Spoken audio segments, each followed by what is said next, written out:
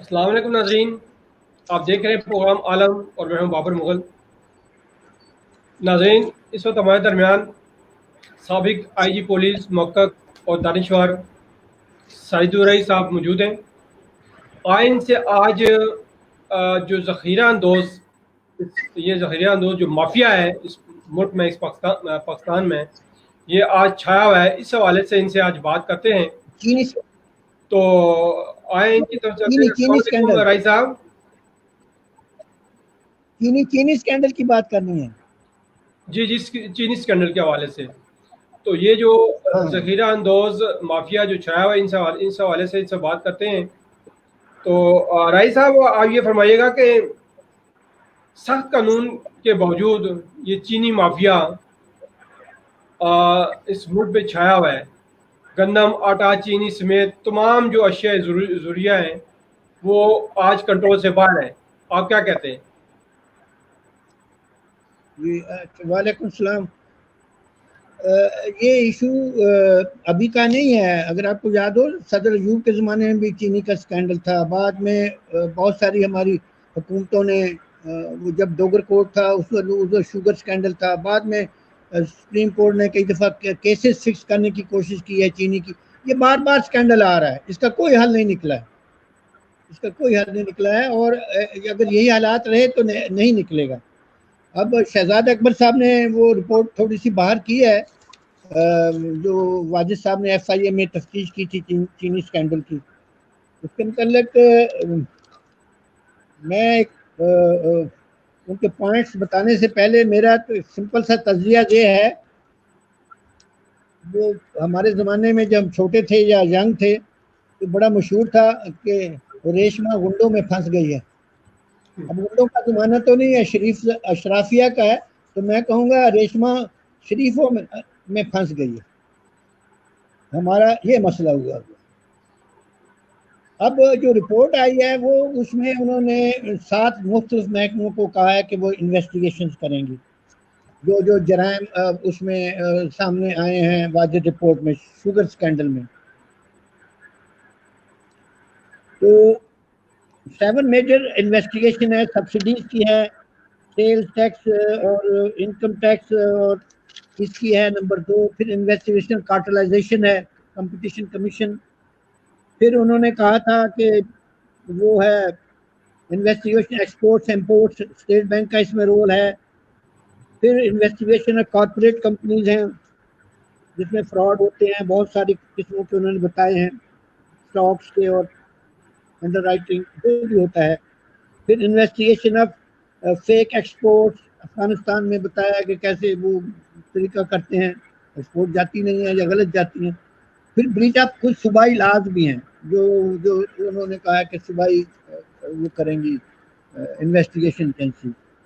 तो पहली बात तो आप देख लें कि ये चीनी स्कैंडल कितना फैला हुआ है।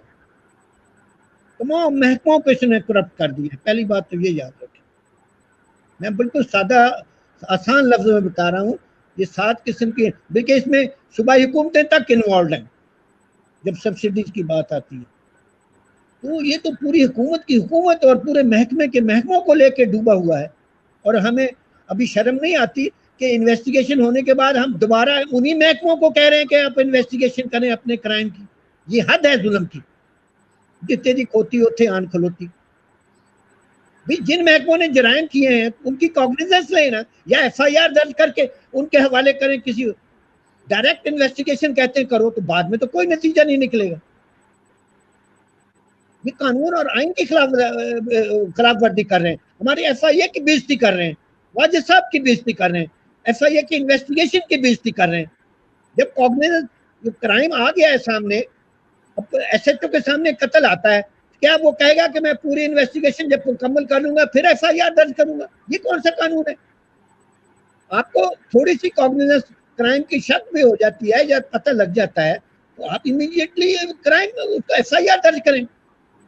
फिर जिसको देनी है इन्वेस्टिगेशन दे। इन्वेस्टिगेशन भी उन्हीं महकमों को देनी जो करप्शन में इन्वॉल्व है।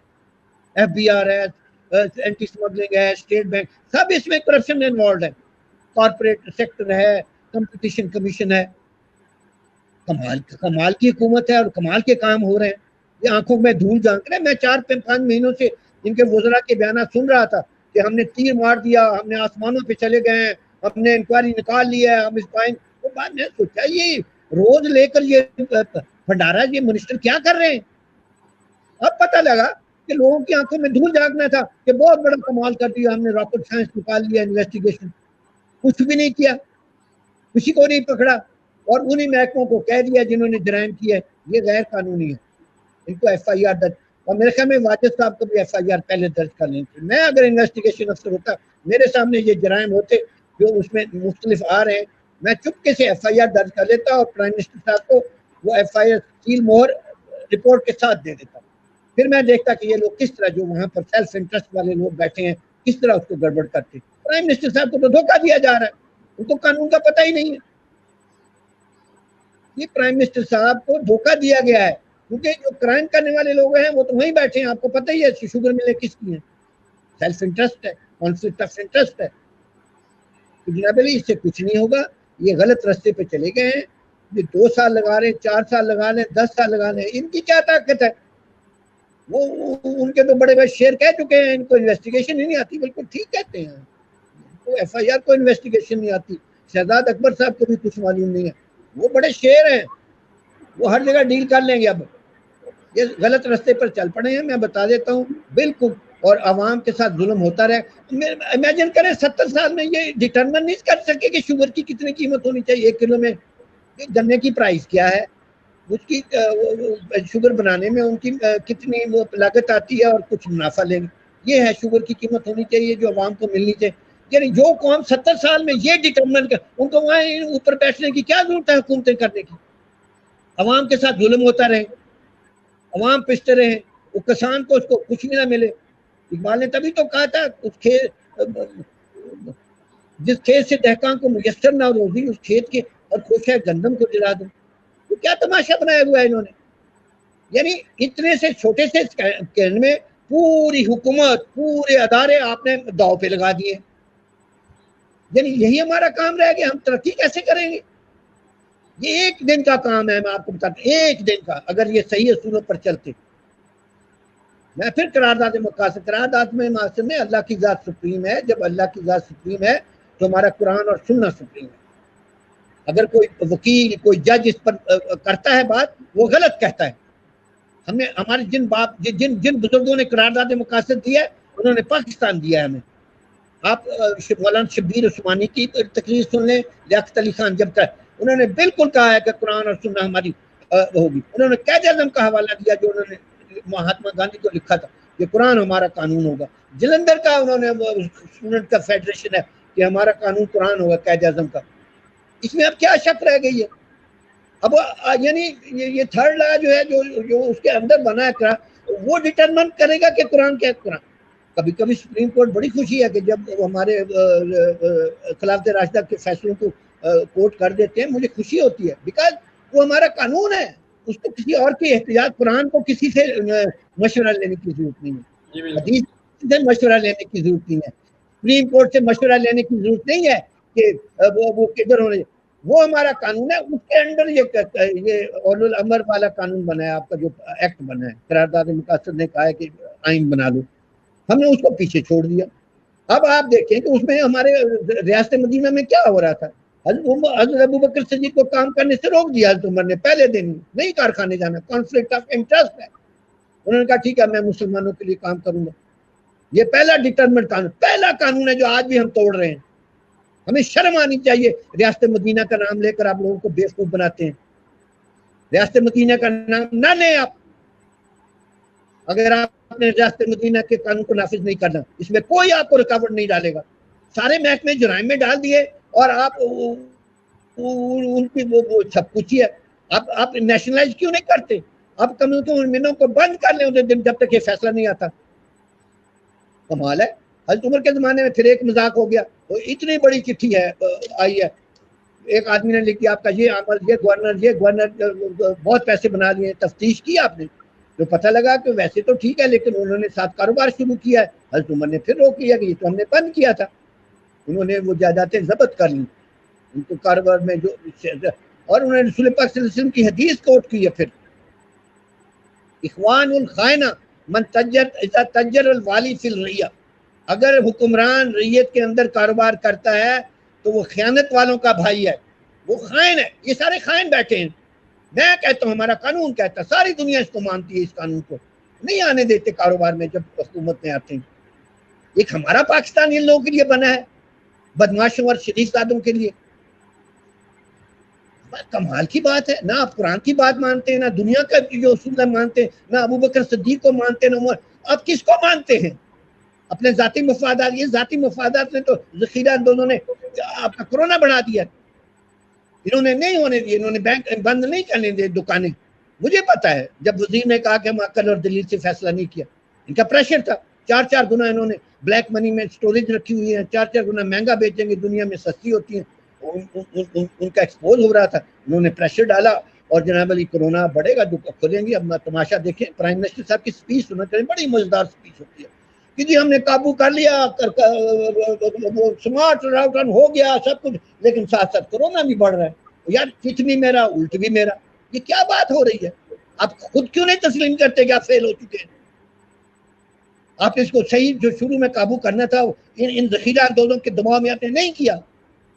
अब आप अजीब सी कहानियां सताते हैं कि मेरा स्मार्ट भी काम हो रहा है और लेकिन जराइम भी बढ़ रहे हैं, कोरोना भी बढ़ रहा है, दुनिया में सबसे ज्यादा आपकी बढ़ रही। कमाल है, मैं तो समझ में नहीं आता ये किस किस्म की उनको मशवरा दिया जाता है। या बड़ी जखीरा अंदोजों ने बहुत तबाही मचाई है पाकिस्तान में। मैं बताता हूँ होता क्या है। एक होती है फॉर्मल इकानमी, वो पाकिस्तान में 30% भी, इनफॉर्मल ब्लैक मनी नीचे 70% है, क्योंकि आपने सही टैक्सेस नहीं दिए लोगों को, सही तो ब्लैक मनी बहुत हो गई है। अब लोगों के पास जो ब्लैक मनी होती है, फिर वो ब्लैक कारोबार भी कर लेते हैं, दखीलांदोजी करते हैं, मनी लॉन्ड्रिंग करते हैं। ये सारे जो अकाउंट हैं आपके जाली खुलते हैं बेनामी, ये बाहर पैसा चला, ये सारा वो ब्लैक मनी कर रही है। ब्लैक मनी आपकी फॉर्मल इकोनॉमी से ज्यादा हो चुकी है।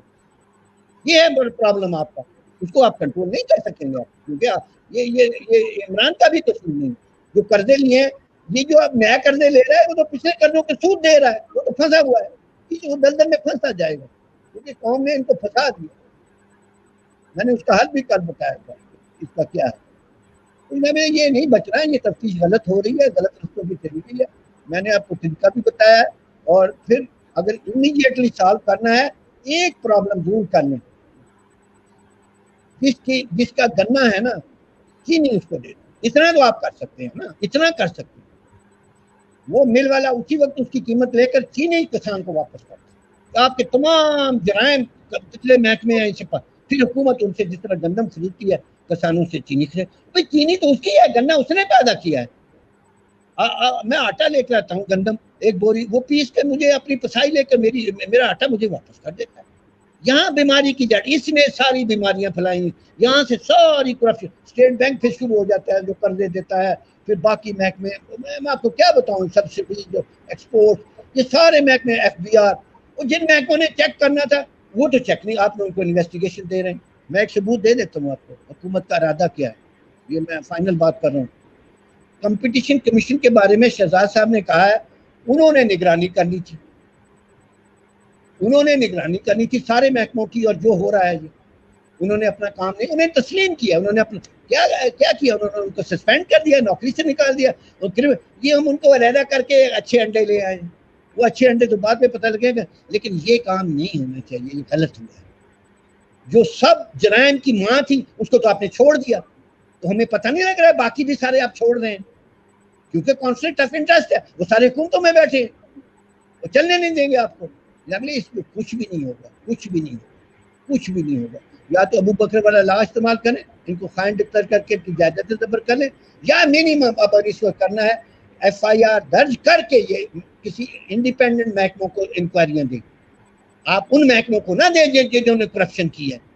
कमाल है, वो कैसे आप पकड़ेंगे? उनके ऊपर तो दबाव है, हुकूमतों में लोग उनके बैठे हैं, वजीर उनके बैठे हैं, कॉन्फ्लिक्ट ऑफ इंटरेस्ट है। ये इस तरह काम नहीं चलेगा। मैंने इसलिए कहा था कि ये रेशमान जो है ना अब शरीफ जातों में फंस गई। इस बात को याद रखें, हमें अगर मुल्क को चलना है ना, देखिए कितना कौम का टाइम ज़ाया हो रहा है। शायद इसका हमें, टाइम सबसे कीमती चीज़ होती है, टाइम दुनिया में सबसे कीमती चीज़ होती है। चाइना ने 2050 तक अपनी जो है वो प्रोग्राम बना के रखा हुआ है। इस काम से हमने गधे घोड़े को गधे गाड़ी को गधे के आगे लगा दिया, हम पीछे को चले गए, हम रिवर्स में हैं। मैं आपको बता देता हूँ प्राइम मिनिस्टर साहब, ये जो एक्शन हुआ है ना, जो आपने भेजे, आप रिवर्स में चले गए। और आखिर में मैं सिर्फ एक हदीस काउंट कर दूंगा, क्योंकि इस काउंट को टाइम वेस्ट करने का तो बड़ा इस केस में देखिए कितने महकमे करप्ट हो जाएंगे, करप्शन टाइम, हम सारा टाइम इसी में ज़ाया करते, तरक्की कैसे होगी? मैंने बता दिया इमीडिएट सोल्यूशन क्या है। और एक हदीस आखिर में बयान कर देता हूँ, शायद हमारे आंखों में निकल जाए। आज़मुल मुसाइब, सबसे बड़ी मुसीबत, ये अल्फाज उर्दू के हैं, मजेदार बात। आज़मुल मुसाइब अबुल वक्त, वक्त का गुजारना बिला फायदा, ये हदीस है। आज़मुल मुसाइब ज़हाबुल वक्त बिला फायदा, अगर आपका वक्त बिला फायदा गुजरता है, इससे बड़ी दुनिया में कोई मुसीबत नहीं है। इस वक्त आपका टाइम जो है ना रिवर्स साइकिल में जा रहा है, वो पॉजिटिव को तो छोड़ दें। बस मैंने जो बात करनी थी कर ली, अगर इनके कानून में आ जाती है तो अल्लाह ताला करे इनको हिदायत दे दे, और मशवरा प्राइम मिनिस्टर साहब को सही दें। वो मेरा ख्याल है मशावरती लोग सही नहीं है, मैं मेरा 100% यकीन है। जज़ाकल्लाह वल खैर। बहुत बहुत शुक्रिया सईद रईस साहब, माशाल्लाह बहुत अच्छी तजवीज़ दी है गवर्नमेंट को, और आइंदा को आम के लिए इजाज़त चाहते हैं। नाज़रीन, अल्लाह हाफिज़।